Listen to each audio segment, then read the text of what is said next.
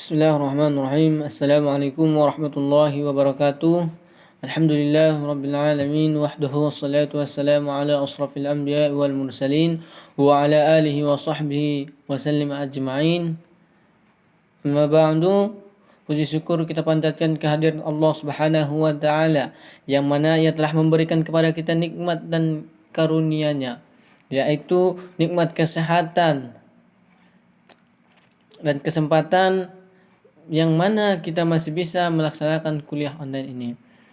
Bersalawat kepada baginda Rasulullah sallallahu alaihi wasallam. Allahumma salli ala sayyidina Muhammad wa ala ali sayyidina Muhammad. Baik, di sini nama saya Hamzah Kamil Hasibuan. Saya dari jurusan Hukum Keluarga D19. Di sini saya akan melanjutkan presentasi yang disampaikan oleh Saudara Jamil, yaitu letak perbedaan imam mazhab dan sikap imam mazhab dalam menyikapi perbedaan. Sikap para imam mazhab fikih menyikapi perbedaan di antara mereka. Perkara ini menarik lantaran beberapa alasan. Yang pertama, di antara mereka hampir seluruhnya memiliki hubungan sebagai guru dan murid, di mana Imam Abu Hanifah pernah belajar 2 tahun pada Imam Ja'far As-Shadiq. Imam Abu Hanifah dan Imam Malik dihubungkan oleh 2 murid utama Imam Abu Hanifah yang juga belajar pada Imam Malik. Imam Malik adalah guru bagi Imam Syafi'i. Sejak Imam Syafi'i berusia 13 tahun dan juga Imam Syafi'i menjadi murid dari murid Imam Abu Hanifah untuk mendalami fikih rasional Imam Abu Hanifah.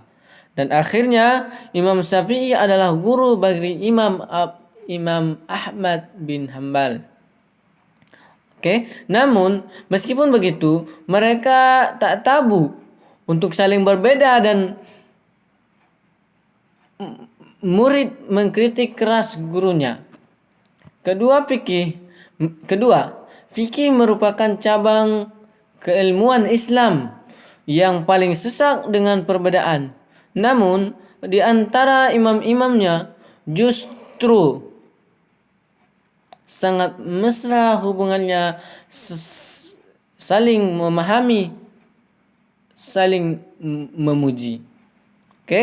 Yang ketiga, perbedaan dalam fikih bertolak dari perbedaan metodologis di tingkat mendasar, yakni usul fikih. Karenanya bisa jadi lantaran sifat perbedaannya yang metodologis itu yang menyebabkan perbedaan dalam fikih lebih mudah dipahami dan diterima.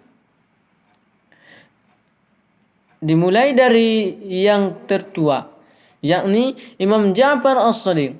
Kita dapatkan darinya pujian tentang keabsahan firqah di luar firqahnya atau Syiah Imamiyah sebagai kesatuan dalam khazanah agama Islam. Ia berkata, sebagaimana diriwayatkan oleh Sufyan bin As-Samad, bahwa agama Islam itu adalah seperti yang tampak pada diri manusia, kaum muslimin secara umum, yaitu mengakui tiada Tuhan selain Allah, mendirikan salat,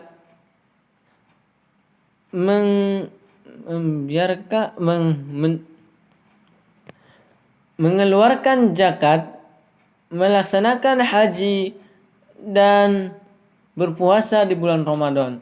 Yang selanjutnya, Imam Abu Hanifah tercatat memiliki hubungan sangat dekat dengan Ahlul Bait yang dalam Syiah diyakini sebagai imam-imam mereka. Bahkan kedekatan itu telah dimulai sejak kakeknya Zauti dan Sayyidina Ali bin Abu Thalib saat baru masuk Islam dan hijrah ke Kufah. Zauti berjumpa dengan Sayyidina Ali dan terbit kecintaan kepadanya. Saat putranya bernama Sabit lahir, Sayyidina Ali mendoakan Sabit agar keturunannya diberkahi Allah.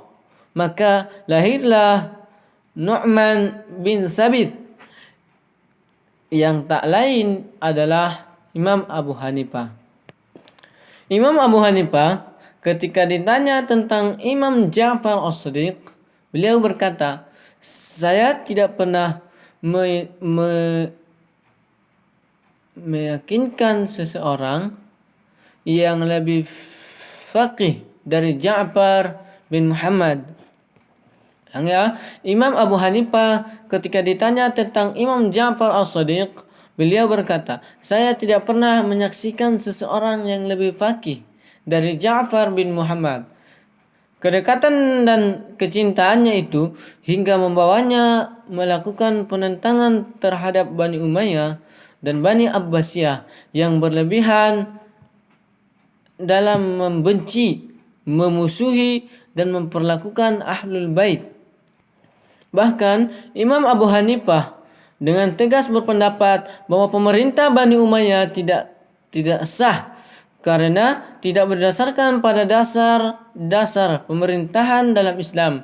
Karena itu ia membela Zaid bin Ali Zainal Abidin, Syiah Zaidiyah, tatkala memberontak Khalifah Bani Umayyah. Yang selanjutnya, begitu pula Imam Abu Hanifah menentang Bani Abbasiyah. Ia pernah meminta orang-orang untuk membela Ibrahim al-Imam dari saudara dan saudara laki-lakinya, An-Nafs Jaqiyah.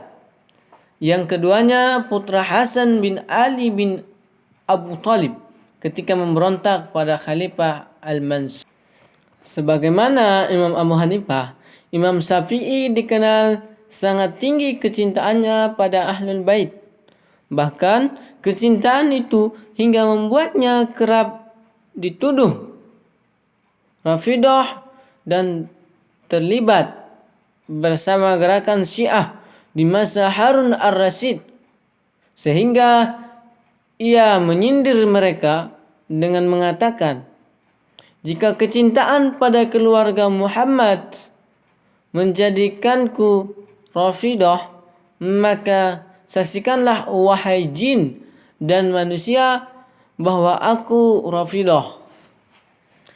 Dalam pernyataan yang lain, ia mengatakan, jika kami mengagungkan Ali, maka menurut orang bodoh, kami adalah Khalifah Rafidah. Kami adalah Rafidah. Tapi jika kami mengagungkan Abu Bakar, maka kami dianggap sebagai pendukungnya. Kalau begitu, saya masih berstatus Rafidah dan pendukung Abu Bakar. Saya akan terus menjalankan ajaran agama meski harus berjalan di atas pasir. Selanjutnya tentang Imam Abu Hanifah. Ketika Imam Malik ditanya tentang Imam Abu Hanifah, maka ia memujinya dengan berkata, ya, aku telah melihat seorang lelaki yang seandainya Anda meminta ia untuk menjelaskan bahwa tiang kayu ini adalah emas, niscaya ia mampu menegakkan alasan-alasan. Sedangkan Imam Syafi'i pernah berkata tentang Imam Abu Hanifah bahwa semua orang ditanggung oleh 5 orang. Siapa saja yang ingin mahir dalam bidang fikih, maka ia ditanggung oleh Abu Hanifah. Dalam Al-Muwaffaq Al-Makki juga direkam bahwa Imam Syafi'i pernah berkata, sungguh saya biasa bertabarruk dengan Imam Abu Hanifah dan datang ke kuburannya setiap hari jika saya menghadapi masalah rumit. Saya salat 2 rakaat lalu datang ke kuburannya untuk memohon kepada Allah agar memenuhi hajat saya, dan tak lama kemudian hajat itu terpenuhi.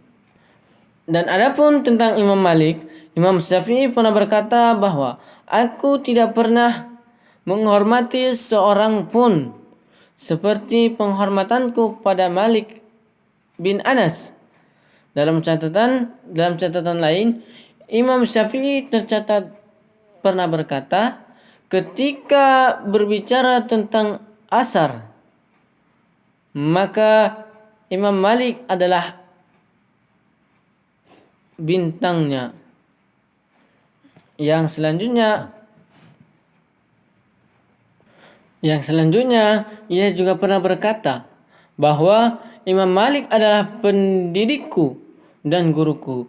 Darinya aku menyerap ribuan pengetahuan. Tiada seorang pun yang lebih kupercayai mengenai agama Allah melebihi dirinya. Karenanya aku menjadikannya sebagai hujjah antara diriku dan Allah. Yang selanjutnya, sedangkan tentang Imam Syafi'i, Imam Ahmad bin Hanbal pernah ditanya, apakah Syafi'i seorang ahli hadis? Ia menjawab, ya, demi Allah, ia adalah ahli hadis. Jawaban itu bahkan diulang 3 kali sebagai penekan. Imam Ahmad bin Hanbal juga pernah berkata tentang Imam Syafi'i bahwa Imam Syafi'i adalah mujaddid abad kedua dan imam panutan generasi berikutnya. Sekian dari saya dari pemakalah kelompok 4. Apabila ada kesalahan, datangnya dari saya, dan apabila ada benarnya, itu datangnya dari Allah. Allahumma afi ila aqwamit tariq. Assalamualaikum warahmatullahi wabarakatuh.